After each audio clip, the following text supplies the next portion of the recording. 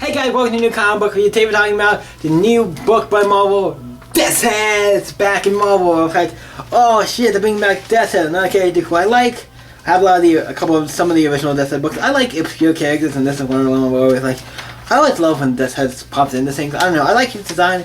He's like a robot bounty hunter. I'm like, okay, he's kind of one of the characters fits right in my. Also, he fits into my love of obscure Marvel and DC, just obscure characters.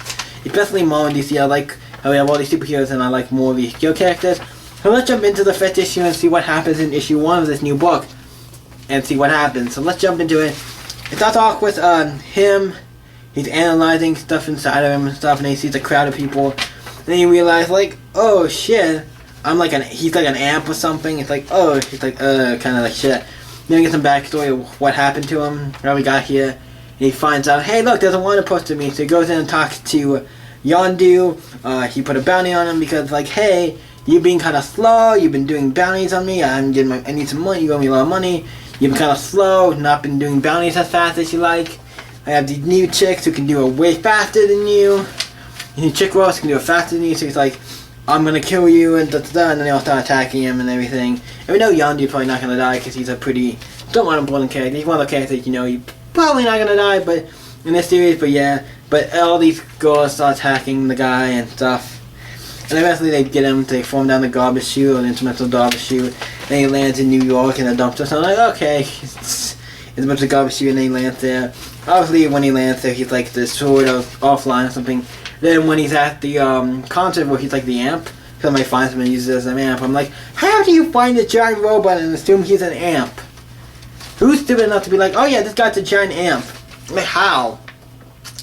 With everything in the Marvel universe, you're like, yeah, this is an amp. It's not like an actual hero or a villain or what the fuck. That's weird, but it's like, yeah. And then he goes after he gets out, and he's kind of mad because he's an amp and everything. He feels embarrassed about it.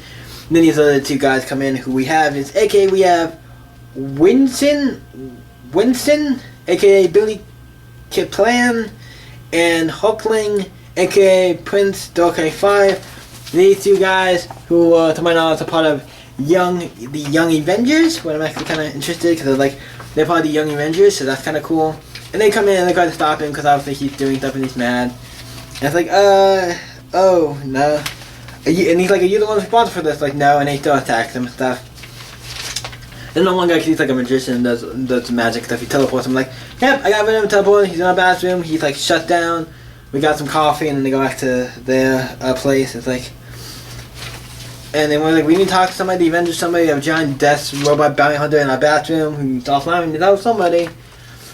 He's kind of like, no, because he has some stuff going on. But then we find out that he kind of wakes up in this room. He wakes up in the bathroom, and you can see it through his eyes, like him first person going through stuff.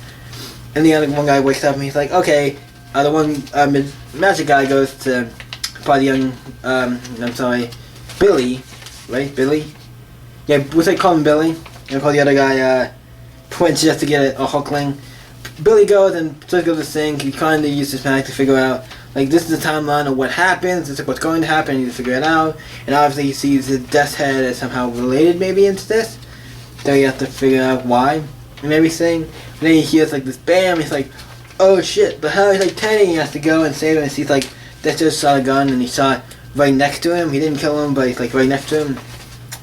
So he turns to like the Hulk, whatever thing, Hulkling, and then they fire him, and then the mattress gets lifted up, and then it's like, he's like, no, don't, no, not the mattress. And it's like under it we see Death's Head. It's like, this, what is the stranger doing under a bed? It's like, this is myself, yes. He's like, I can explain. And with typical thing, I'm like, okay, so we have another Death's Head under the bed. I'm like, that's kind of creepy. You have Death's Head under your bed who could maybe just come alive anytime and then probably kill you. It's just weird. I think you want to have under your bed. That's not what I was expecting, but yeah, I'm kind of excited to see what happens in the next issue. And yeah, the book is curious. I love Death's Head, and it's a kind of fun book. It's weird because it is a Death's Head book, but these other guys seem to be like they're going to be main characters. T Young Avenger characters going to be a part of this as well. So if you like them, you might want to get this book. Or if you're a fan of Death's Head. Either way, this book was fun. This is a fun book, so I'm like, okay, I wasn't expecting this to be anything like groundbreaking or like one of the best books out this week, but I was like, it's going to be a fun book, and that's what books like these should be more focused on, like, just a fun book. And that's what Death's Head is. It's a fun book. I love it. I had fun with it. Just a fun book. So what do I rate Death's Head? Death's Head is a not bad book. I like it. I'm probably gonna give it like a. I'm interested, but I think we're gonna give it a 8, a solid 8. Not bad, but there are some stuff I'm like, yeah, you'll get a 9. You definitely don't get a 10, and you definitely don't get a 10, and you're not a 9. I'll give you a solid 8. You're a pretty solid book. So what did you guys think of Death's Heads #1? Let me know in the comments down below, and let's talk about it. You guys can always stay epic, and I'll see you in the next video, guys. Bye.